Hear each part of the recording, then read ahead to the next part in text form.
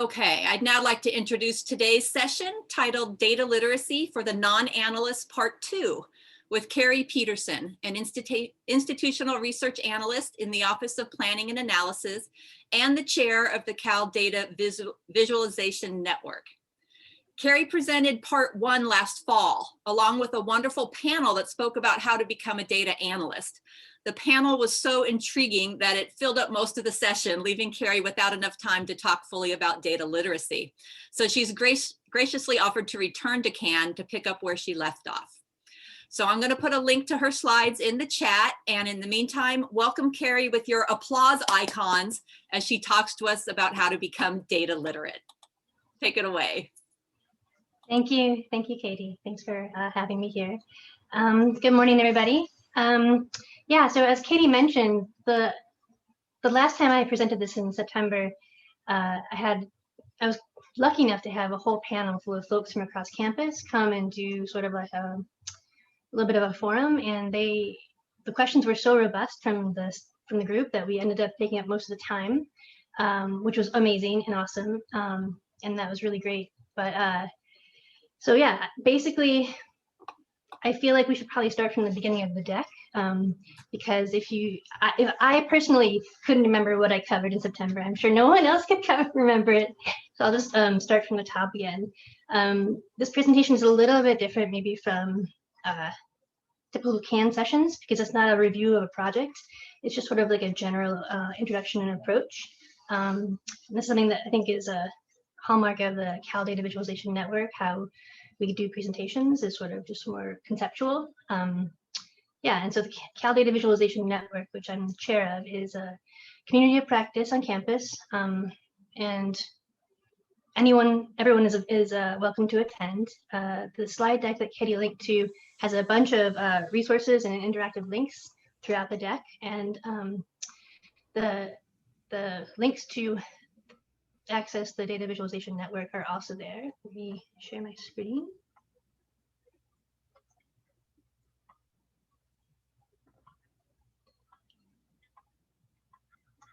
So it's the second to last slide has some links in it to the Visualization Network, along with the third to last slide has a bunch of resources and links.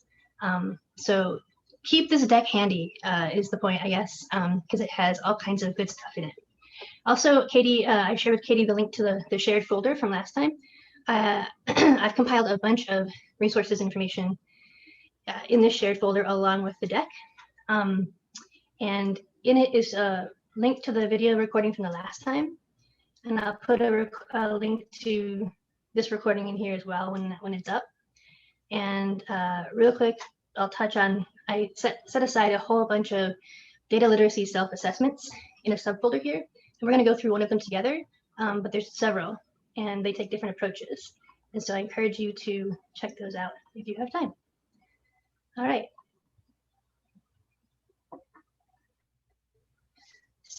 So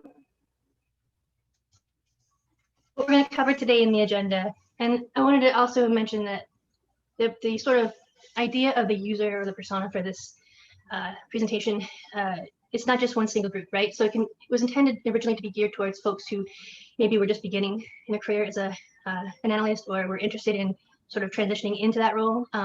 But I also found that a lot of this is really helpful for folks who are currently analysts, and even folks who just work alongside of and manage analysts, because all of these ideas and concepts are stuff that we use every day, and most of us already know a lot of it, and we just don't even realize that we know it.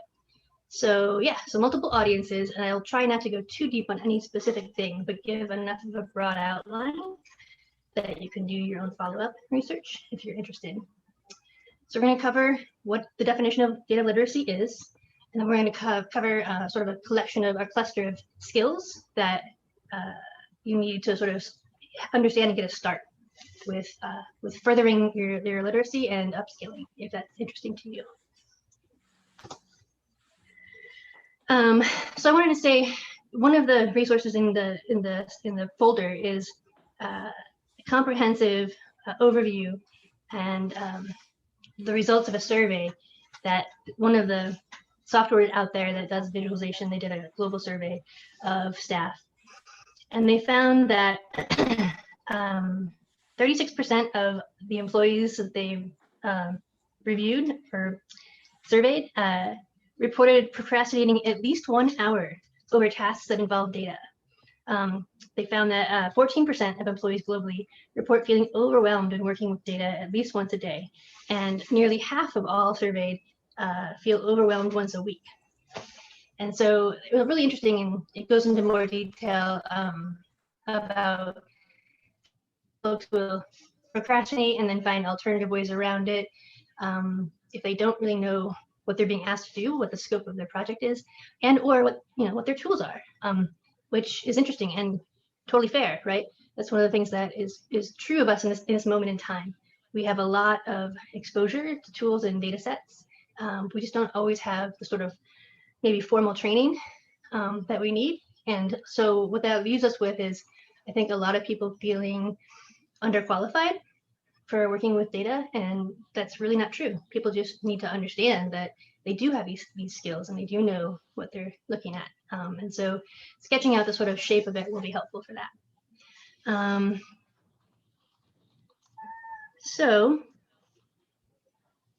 So in addition to things like maybe knowing hard skills like SQL, there's a cluster of other skills that are really important to understanding data and being able to use it fluently. And these aren't all just, hard skills. So there's things like just natural curiosity, wanting to find the answer to something, trying to figure out the most efficient or best way to solve a problem, domain contextualization, which means you might have a number, but in context if that number is important or not. And that comes really just from exposure and experience with the domain, not necessarily just the data itself. And then the last two, which are really popular right now, is visualization and storytelling. And those two things go together. And we'll touch on those in a little bit more detail in a minute.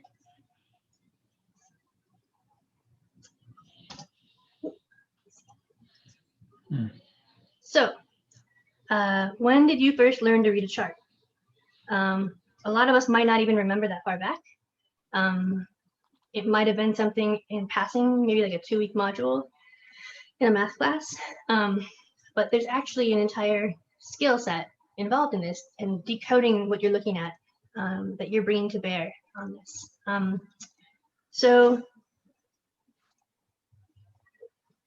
what we're looking at right here is actually the same set of information, just presented with a different scale. And so this touches briefly on the idea of ethics and good data practices, along with just being sort of literate and savvy when you're looking at something. The scale on the right, which goes up by a half each tick, condenses and smushes down the difference, so it smooths it out. And then on the left, it's broken out far more granularly, and it looks like there's some really, really staggering changes happening. And so this also bears on the idea of domain contextualization. What are you looking at, and is this meaningfully representing what you're trying to convey and communicate with a visualization? So that's kind of like data literacy in a nutshell. Let's see. Okay. So if you are interested, feel free to put in a guess in here in chat. The question is, what percentage of US workers report themselves to be data literate? So this is self-reported, the idea of how many folks out there consider themselves data literate sufficient to be able to do their work. We got some ideas coming in.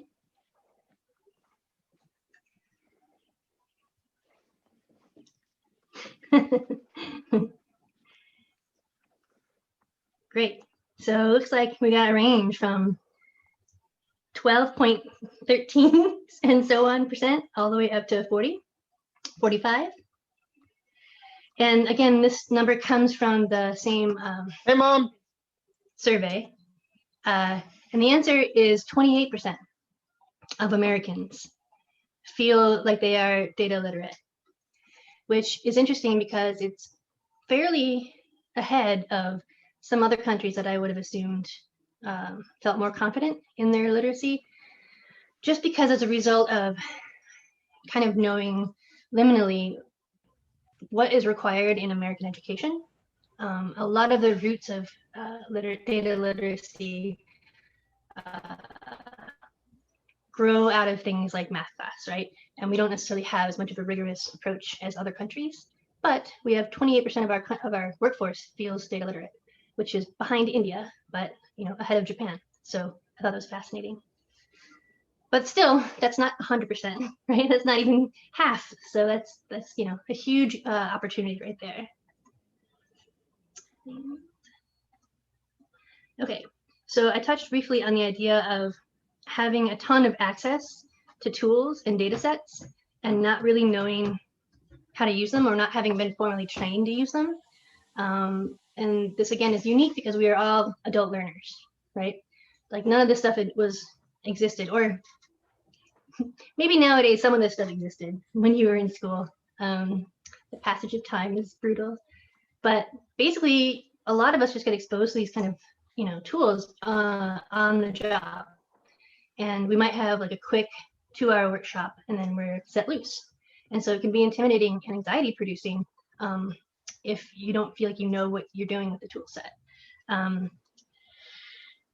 Yeah, so of the 68% of respondents that had some access to business intelligence software in the survey, again, referencing the survey, I'll move on from that in a minute, I promise. Of the 66%, only 20% said they felt comfortable using it. So again, huge gap and room for opportunity.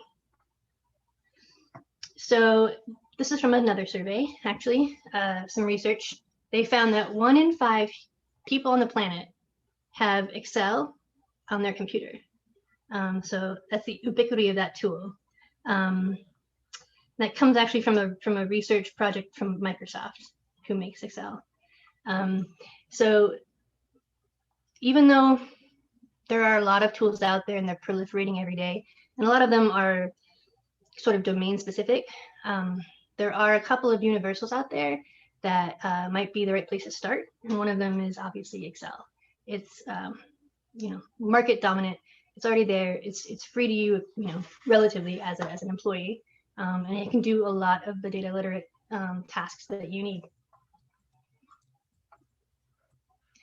So I'm going to touch briefly on this. So there's a gentleman named Edward Tufte, who is very well known in data visualization circles, and he's written a large number of books. And he wrote a pamphlet, which I've actually included in the Drive folder for this presentation, called Visual and Statistical Thinking, Displays of Evidence for Making Decisions. And there are 2 case studies in it. One is on John Snow, who actually knows something. A gentleman named John Snow who took a handle off of a communal water pump in London and proved with visualizations that you can curb cholera. There's a cholera outbreak by removing this pump handle and basically just determining empirically that it was cholera spread by bad water, right? So all of those things were in question at the time, and it's like this groundbreaking example of using visualization to solve a problem. The second case study in the pamphlet is this one. So this is in 1986. There was a really sad accident. The spaceship Challenger blew up right after liftoff, and there were some teachers on board. There was going to be sort of amazing thing, and it was horrible. And so there was a really, really huge inquest into it, and a lot of discovery work was done, and he covers it in a lot of detail. Basically, on the right-hand side of this slide is one of the visualizations that the folks at NASA used to map out their. So let me pause and say, the thing that was determined to be the cause of the accident was called an O-ring. So an O-ring is basically like something flexible, like plastic, that seals between 2 hard things. So like For example, the seal on your water bottle is an O-ring. And they determined O-rings were the problem, and they went to look to see what evidence they had prior that O-rings, were going to be failing in some kind of patterned way. And so on the right-hand side is their visualization, which at a glance is not necessarily very helpful in understanding what you're looking at. And on the left is one of the several visualizations Tufte made of the same data sets, illustrating how having just simple, better tools around visualization would have helped provide better answers. And I won't go into too much detail on this, but the differences are stark. And I will caveat all of this by saying some folks, it's contested. The findings and results that Tufte came up with have been vigorously debated in the public sphere. So don't take it with a grain of salt, but it's a very interesting read. Okay, so saying all that, right? Saying that we all have access, imperfect and not always complete access to data sets and tools. And we know there's a bunch of ideas out there and concepts that we need to stick together to create a large picture of data literacy. How do you start? How do you know what you know or don't know? And as I showed before in the Drive folder, there's a set of self-assessments I put together. This field is burgeoning, and so there are a lot of companies out there who have free data literacy assessments, provided that you give them your email address, which I don't think is cool. I mean, it's still free, right? But I don't really want to buy your product. So I went ahead, and the ones that I could scrape and put down for us to access, I went ahead and put in that folder. But this title is a link to that set, and there's a lot more out there that you can, if you're willing to give your email out, take a company's particular test out there. And the image here is actually really interesting. It's from the visual data literacy assessment that comes from the Open Data Initiative. And they're pretty cool. Long story short, they make a lot of really interesting, helpful tools for organizations to sort of grapple with the scope of what their needs are around data. And so this was the only literacy assessment tool I saw that was visual. And so worth a look. It's a giant poster size image, and it's in that folder.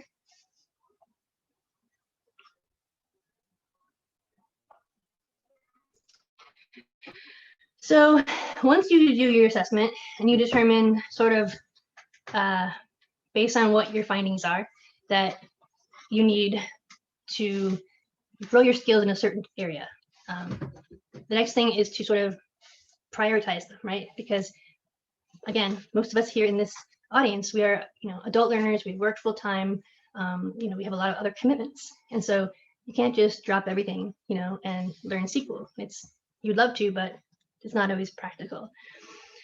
So this is one of the interesting tools I came across for sort of prioritizing what to learn as a self-learner. And so of the set of the group of things around data literacy that you might need to learn, so things like the technical skills, programming, for example, the critical thinking skills, which also there's a whole set of resources in here for that, which I thought was interesting. As an adult learner, not in a philosophy class, how do you learn critical thinking or like brush up on those skills? And one of the ways out there is put out by the Harvard Graduate School of Education, and it's called Visible Thinking, and I'll show you that in a second. Then there's also all the software out there, and then there's like the general conceptual ideas around graphicacy, which is being able to read and write with graphs. Anyway, so this square here, this magic square, was put together by the Harvard Business Review, and you take whatever concept you're interested in, and you try and figure out approximately how much time it would take you to learn it, and then how useful it would be for you. And only you can decide that, right? What is important to you in your job? There's a lot of self-education opportunities out there as well. There's links in the slide deck, and there's a lot of communities of practice on campus that are kind of a hybrid, right? They're sort of low barrier to entry, low effort. You're not necessarily like signing up for like a Coursera course where time is running out, but you have a group of people who are like-minded and interested in learning the same thing you are. I've personally found that to be a really good fit for me in my learning, is to have the encouragement of others, but kind of like doing it on my own time. So the Harvard Business Review took their Magic Square and they mapped onto it. Basically, they analyzed dozens of articles written by Excel experts and figured out where on the map the 100 most useful features are. And so this is the result. So this is just pieces and parts of it, the Excel software. So the things in the bottom right here, the learn it right away square is interesting. So Control Y for redo. I always knew about F4, but I didn't know Control Y was Excel. I thought that was just Google Sheets, so that was interesting. F2, which is step into a cell. If is error is a great one, just from like a static point of view. It's like a wrapper for other formulas, and I finally took the time to figure out the syntax of that, and it's very nice because what it does is, if you ever have like Excel yelled at you like with like a # NA or like a div /O like error message, it can feel like annoying and like anxiety producing for me anyway. So if you wrap your formula in this, you can tell it to give you something specific as a result if there's an error. So you can like say, you know, a sentence like puppies and rainbows are great, or I usually do something like a no, so blank spaces or a 0. It's very helpful. And then above that, things that you may want to do sort of with a group collectively or somewhat more formally are the ideas around pivot tables and conditional formatting, among other things. So this is a very interesting study.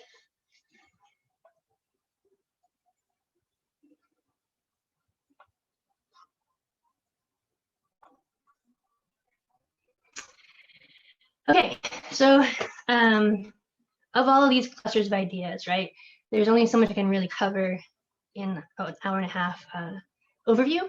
But the thing that definitely I feel like I can kickstart you with and give you resources for are the things around graphicacy. They're maybe maybe the cluster of concepts that is maybe easiest to learn or fastest to learn. There's a lot of resources out there to do, and it cuts across domains and tools. So it's a really good place to start, I guess.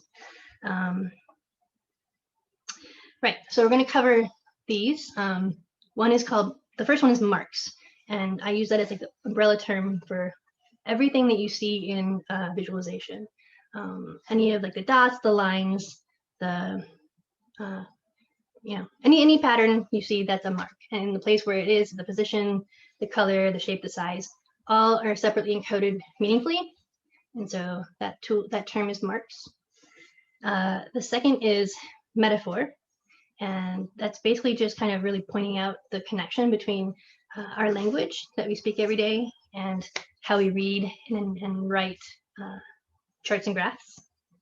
Data types, which again, along with metaphor, helps to dial in. We're getting closer and closer here to understanding and giving us the tools to make really effective charts and graphs. All software out there has data types to encode and store their information, right?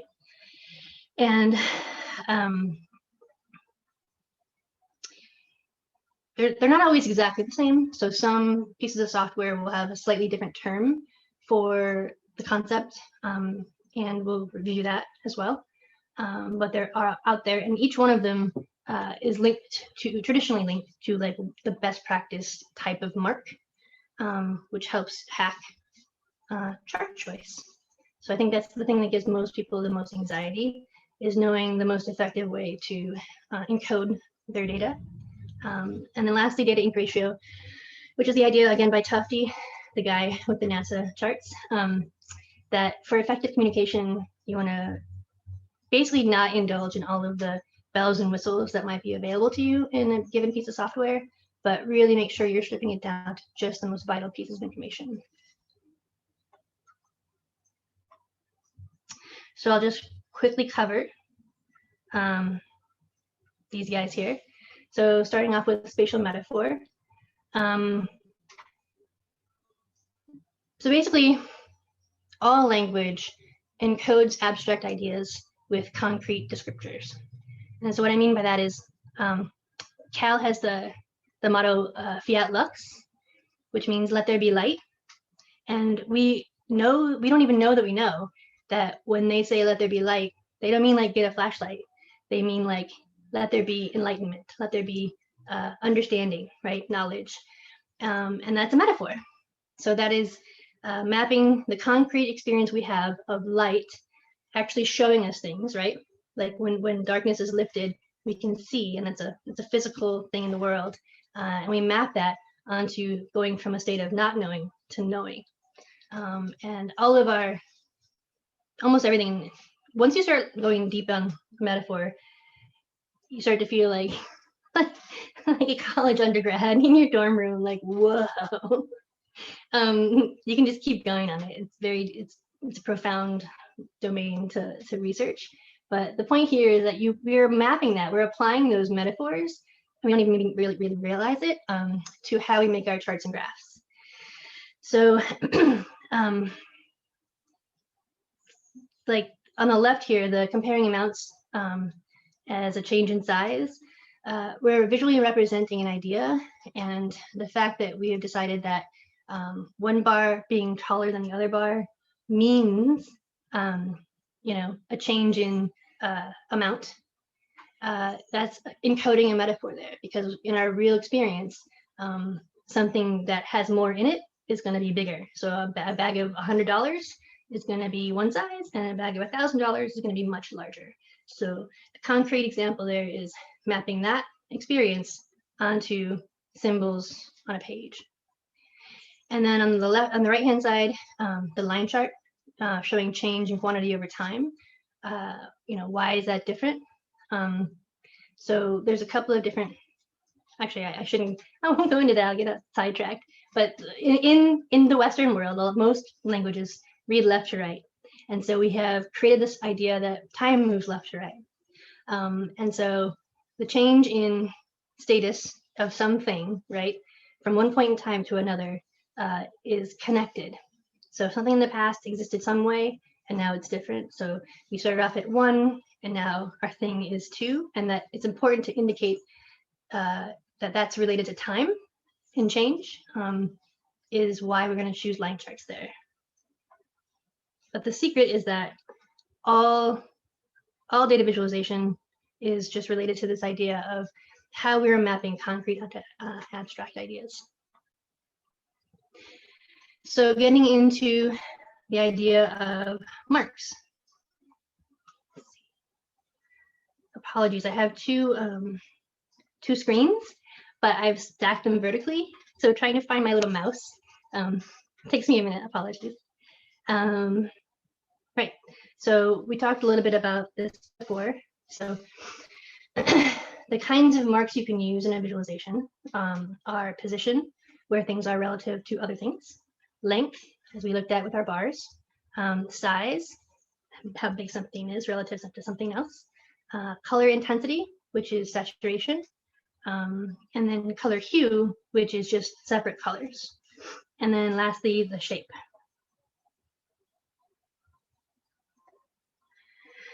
So coding with color, there we go.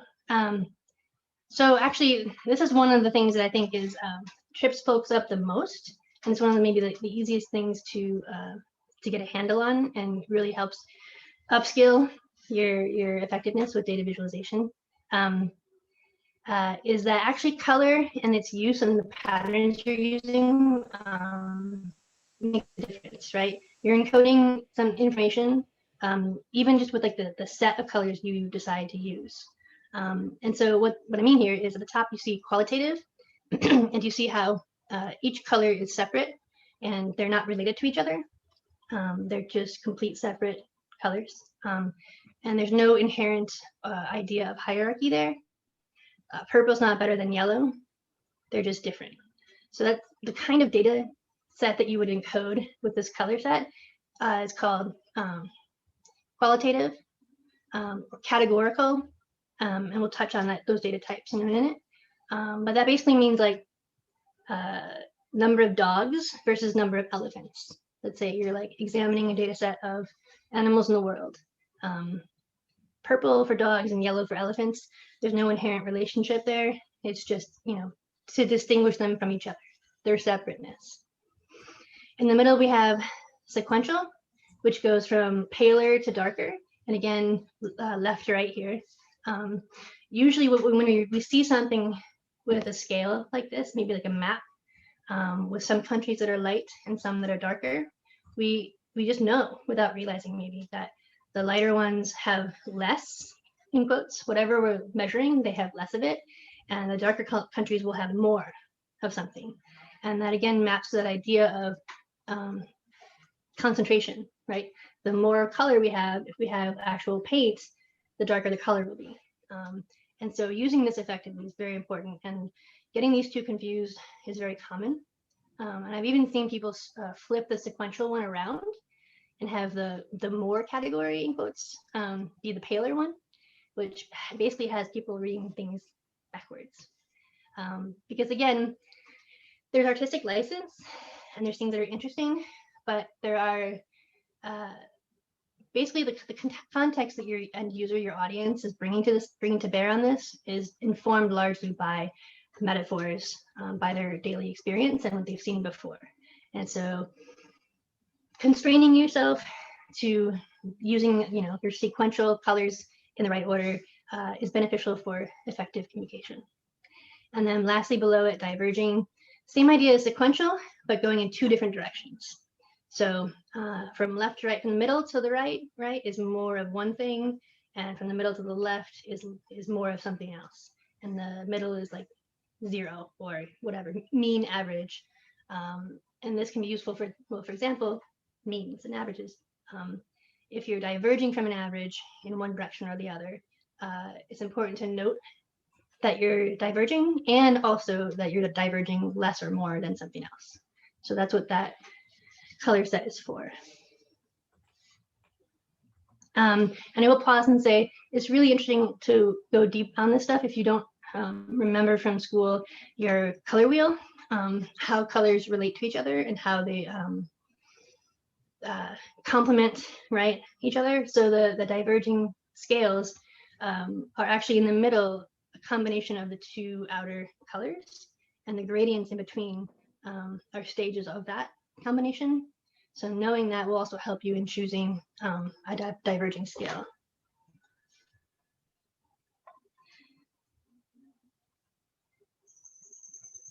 So speaking of scale, back when we were looking at the second or third slide with the green bars that were stacked on the left dramatically and on the right sort of flat, paying attention to scale is really important. And this is largely going to be something that's going to be context dependent, right? And stuff that because you know your data set, you know your domain. But also there's sort of like a general set of ethics and approach around using scale, because you can minimize something that should be really paid attention to, or you can expose something that's huge and gigantic and important to someone and it's not, right? So what I mean by that is, like, you create a chart with like the dramatic scale difference and you give it to your boss and they're like, oh my gosh, we have to act on this right away. Like, this is huge. We're gonna need to correct this. And then it turns out actually the difference not as staggering as we thought. So that idea of being mindful when you use scale and knowing the appropriateness for what you're looking at.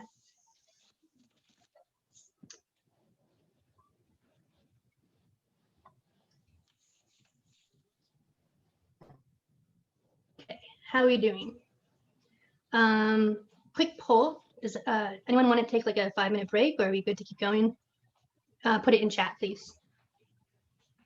Just put like a 5 or keep going.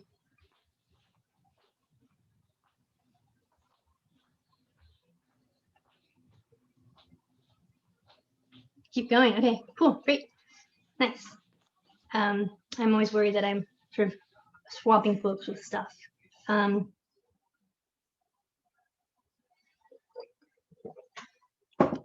So all of that relates back to our data types.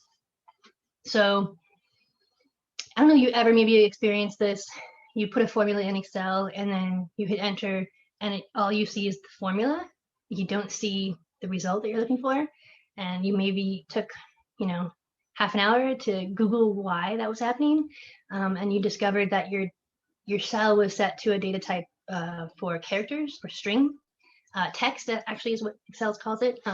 So if your cell is formatted and coded to understand what you put into it as text, it's just going to keep the text there. It's not going to give you like it's not going to evaluate your formula. And so that idea illustrates knowing what data type you're using, and then also the general concept and knowing that there's a set of them and they each map to sort of some best practices around visualization and even aggregation. And sort of mastering that kind of gives you the outside scope of being able to make and consume charts and graphs effectively. So for example, SQL will encode data in a certain way. They might use the word float, but Tableau might use the word decimal, right, for the same idea. And so knowing that there's also sort of like this messy Venn diagram of data types per tool, and suspecting that if you're having a problem, it might be because the data type is encoded incorrectly, is very helpful. So going back to that idea of the colors, right, and the discrete colors, the qualitative being, or categorical, being like dogs and elephants, purple and yellow, that would be something that is a discrete entity. And that's going to be visualized in a way that's different from what's known as continuous.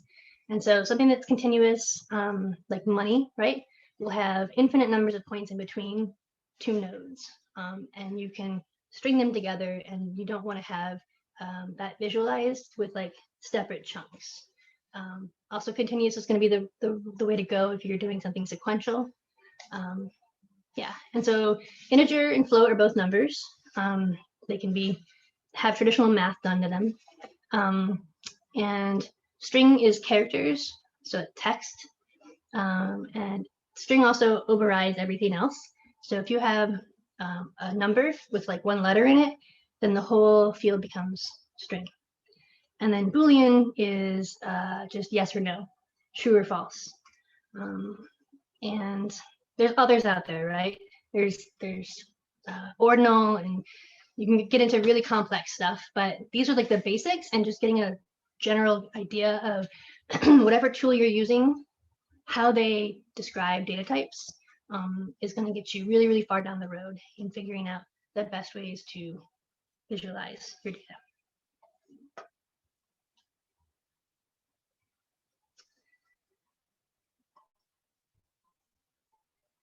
Okay. So bringing all of that together with the idea of also position and size, this is a graph, a chart, a table of the different kinds of marks you can make in a visualization.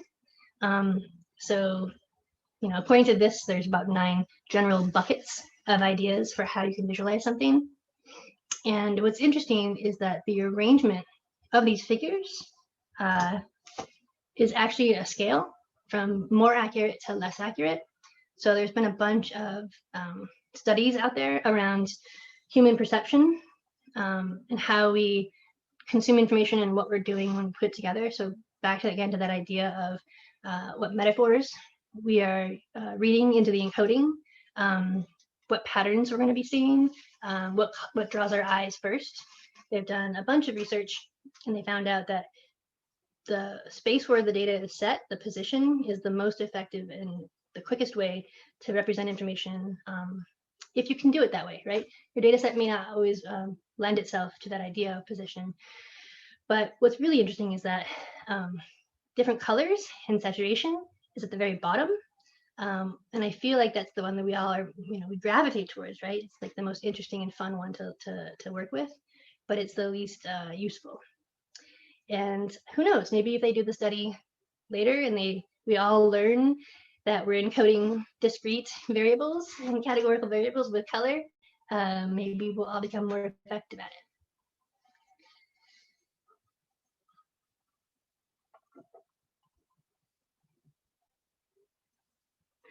And I did want to say briefly again, remind everyone that the slide deck Katie linked to has a bunch of links in it.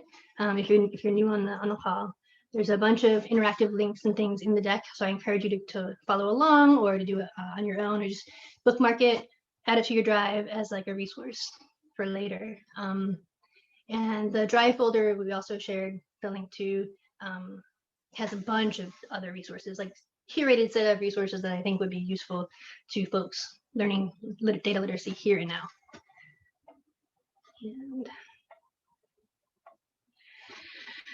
all right, so we have a general idea and understanding of the fact that marks are meaningfully encoded in certain ways because of specific things like metaphor and the data type.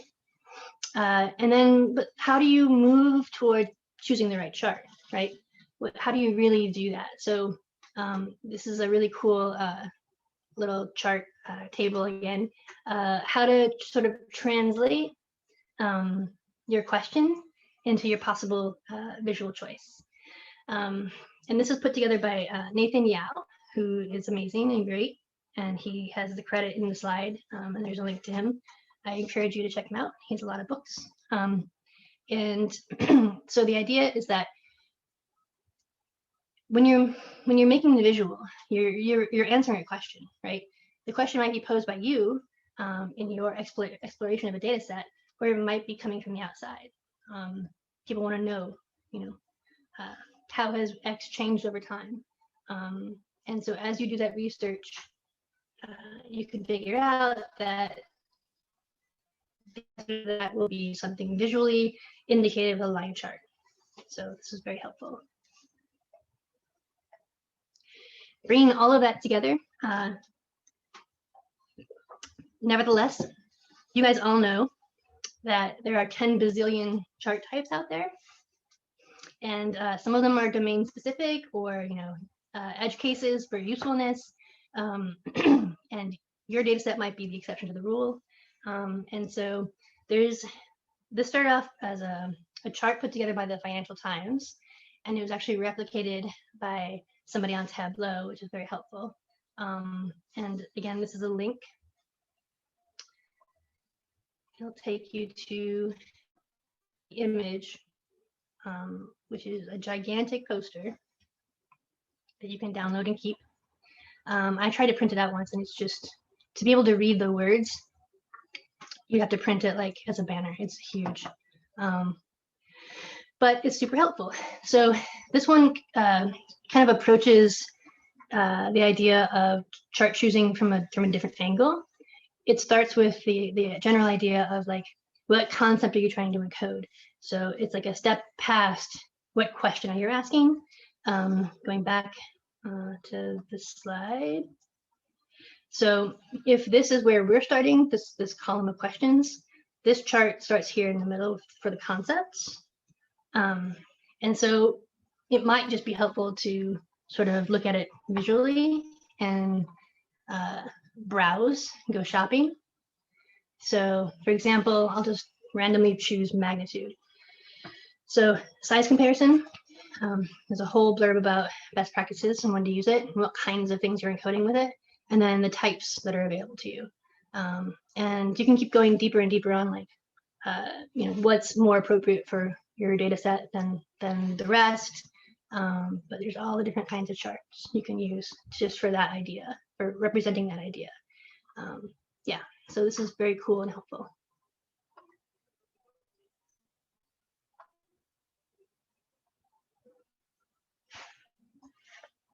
Okay, so having done a whirlwind tour of sort of the basic concepts that we know we need to know, right? irrespective of tools out there or types of data, just like the general quick things that we know that we need to know and use, right, to be able to read and write data. Let's see how we're doing. So this assessment link here, I highly recommend doing this with me, along with me.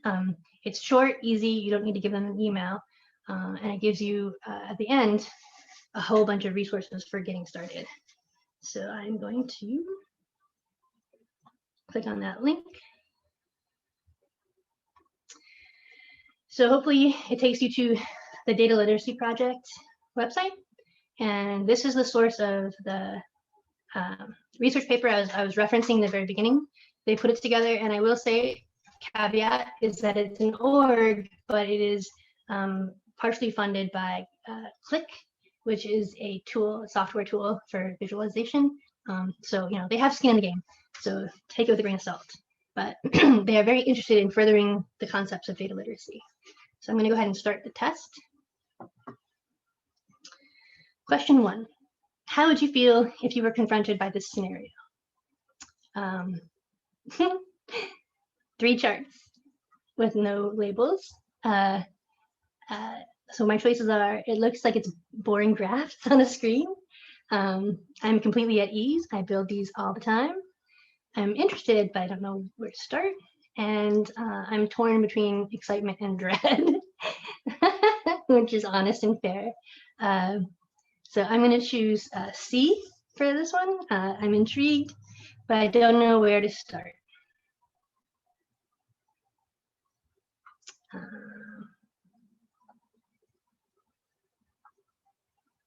And then so when you select it, it gives you the pop-up for the next arrow.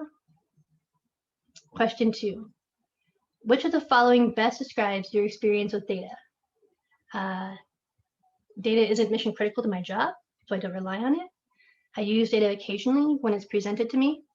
I'm skilled with data and I'm often asked to share insights. And D, I have access to all the data I can wish for. So that's interesting, right? Because those are not necessarily like on a spectrum or a scale here. These are kind of different answers. So I'm going to say,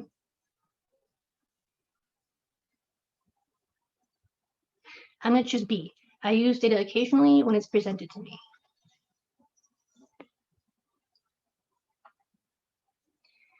Question 3. How often do you feel overwhelmed with data? A, quite often with all of the requests that come in.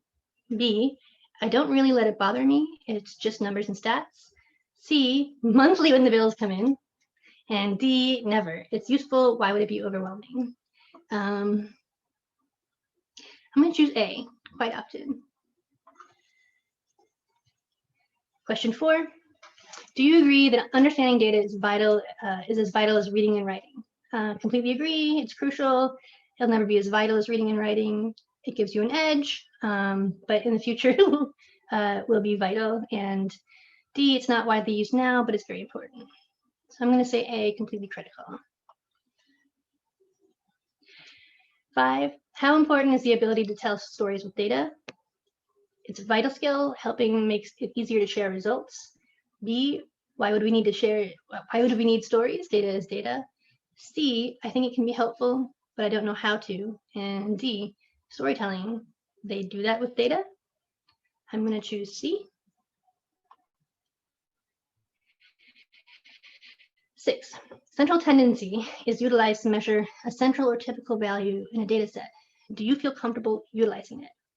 My choices are, what is central tendency? I utilize central tendency on a daily basis. I know the term, but I'm not sure how to use it. And D, I don't want technicalities. I just want just show the final result. I'll choose C. I know the term, but not sure how to use it. Okay, we're closing in on the end here. Outliers can be used to analyze data differently. How often do you use them? Outliers don't provide any help in analysis. B, what is an outlier again? I feel it may be beneficial. C, I have tried using outliers, but needs some more work with outliers. And D, outliers have been a great source of insight, allowing me to dig deeper. I'll choose C, need some more work.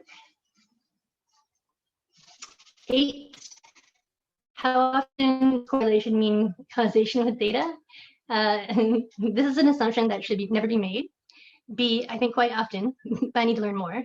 C, I sometimes think that, but need to learn how to test it more accurately. And D, why are we looking at correlation versus past experience?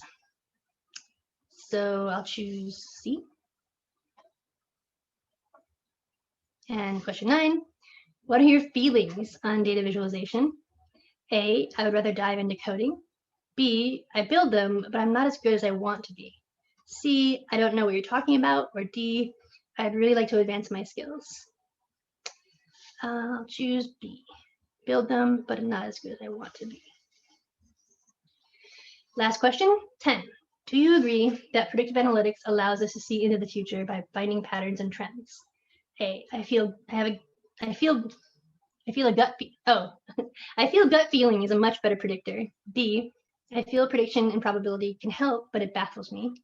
C, predictive analytics are vital to the success of corporations. And D, I want to develop my skills in predictive analytics. So I'm going to choose D, develop my skills. Now I'm going to see my results. So there are 4 pathways for groups that they give you the results for. Data aristocrats, data knights, data dreamers, and data doubters. And so we got data dreamer. You recognize the importance of working with data and the benefits it can have on your role. You take the data you are given at face value, which is a concern when you don't receive enough support to interrogate it.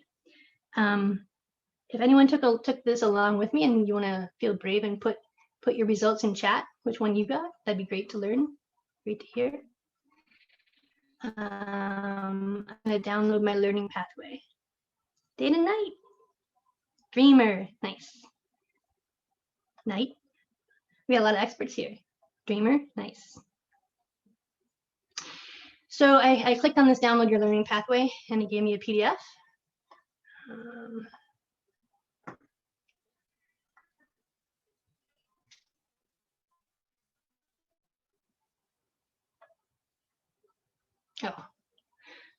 Okay.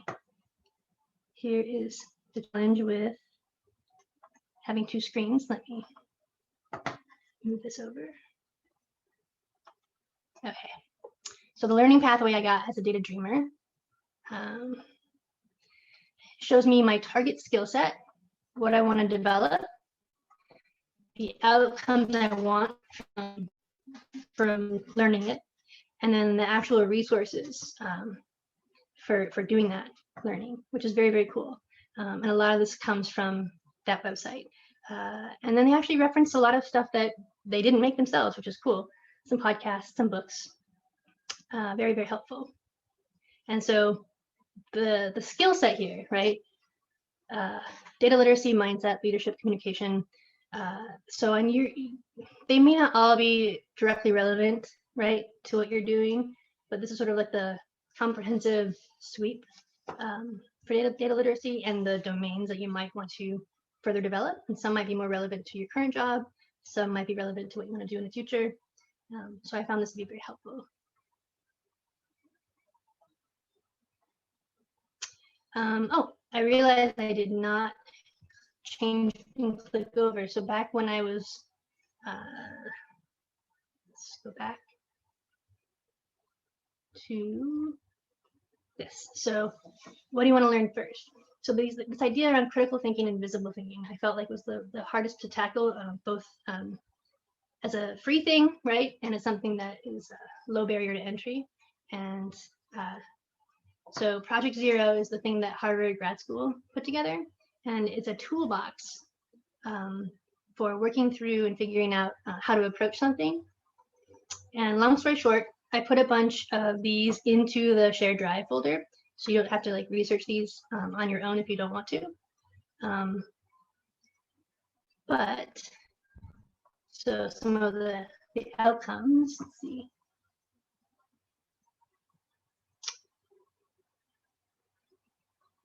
Yeah. So they look like this. So it's like a one-sheeter that asks questions and prompts prompt you to think about something in a specific way. So that's what that is. I thought that was very cool. Because that's not really necessarily a data or a domain that we have easy access to, right? As self-learners, finding where to start with that is can be hard. Okay, so hopefully we have our target skill set here. And I will, one more quick thing is show you the self-assessments now that are available in the folder. So the Open Data Institute, this is the one that is the giant infographic, which is very, very cool and helps you understand sort of the constellation of ideas and what you might need specifically for your job. It's geared towards organizations, again, like I said, but it can be useful for individuals as well. And then the Maricopa County Sheriff's Department, so Superintendent's Department, put together a data literacy survey for their own staff, which I found fascinating. It's referenced in a lot of studies, and so I felt like I would put that in there as well. It's very short, very simple, gives you like a general idea of where you are.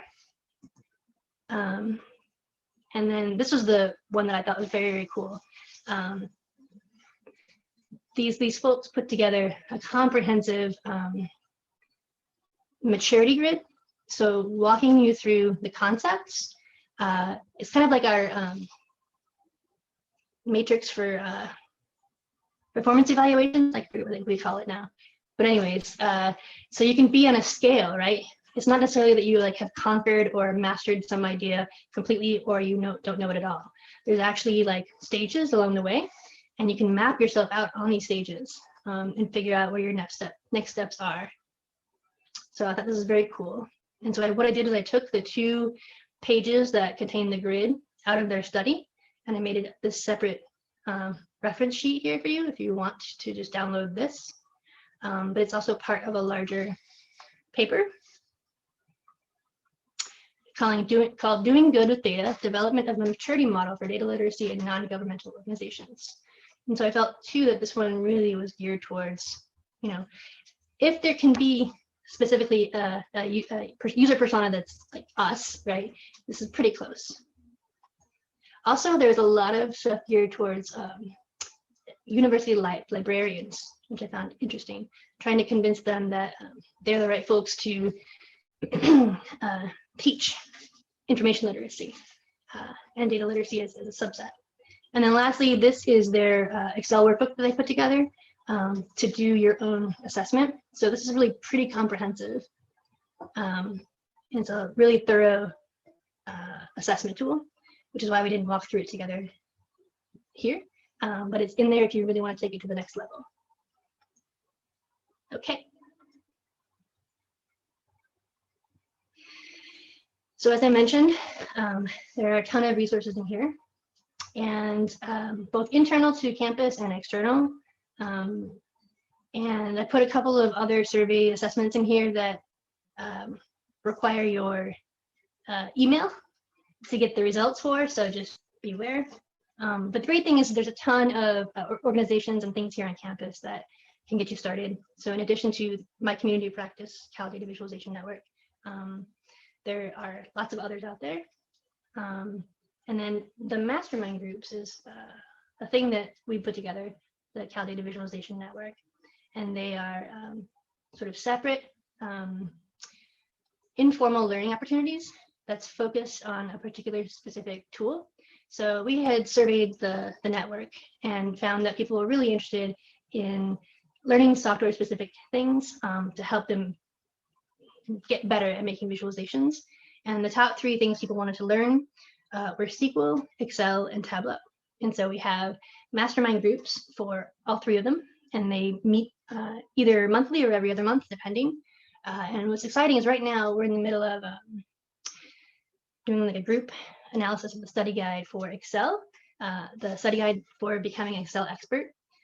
So you may or may not know that a lot of software out there nowadays has like certificates you can pay for and prove that you know the tool. And so Excel has levels. So the expert one is what the group felt was like that next level from where we presently are to what they where we want to get to.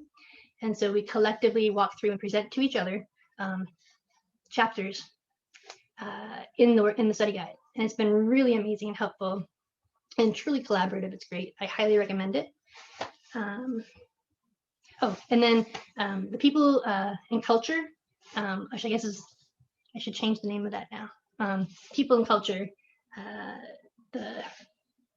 basically there's a whole cluster of growth opportunities for campus through their thing. And so some of their things are through their website.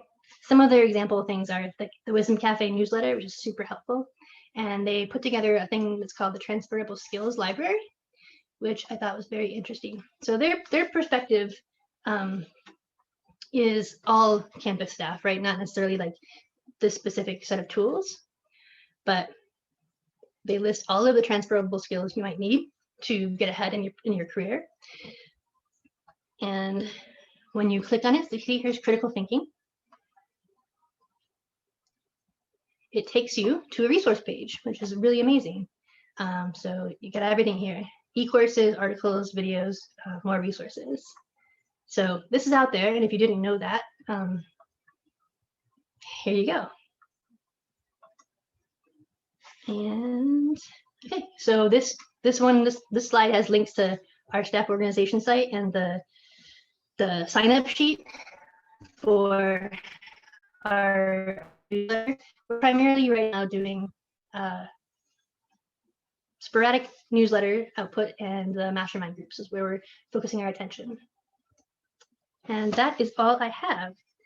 So thank you very much. And please ask me questions if you have them.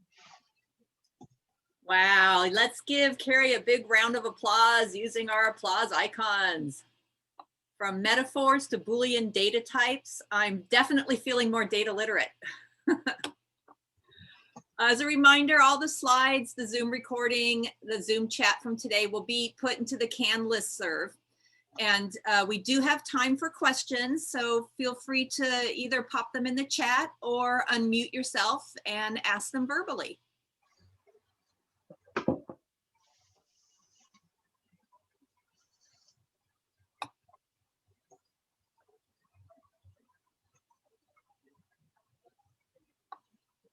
UC Learning Center has some great stuff. Yeah, someone put that in chat. Good point. Yes, that's actually not on here, and I should add that. I took out the extension courses because they're no longer free. But we have on campus a gentleman named Keith Samsell, who actually does some really great targeted, specific learning workshops. So things like specifically pivot tables, which is really cool. You can kind of do like an a la carte self-teaching journey.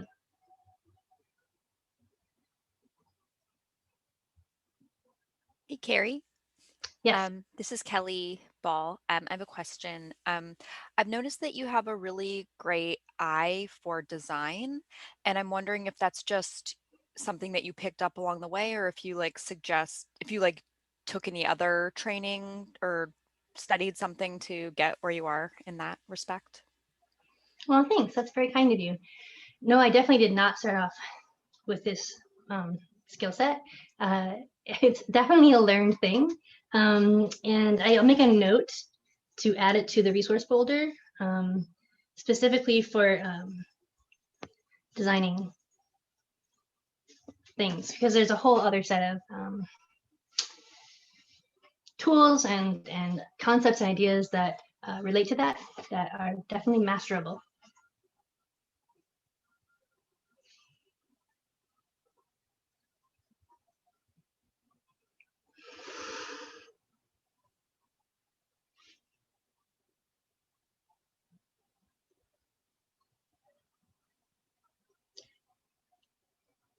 What do you think, Katie? Any other questions?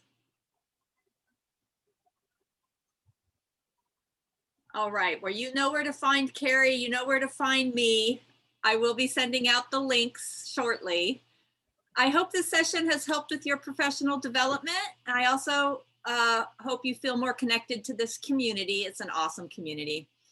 And finally, I wish you and your family are well and safe. I hope you all have a great weekend. Take care.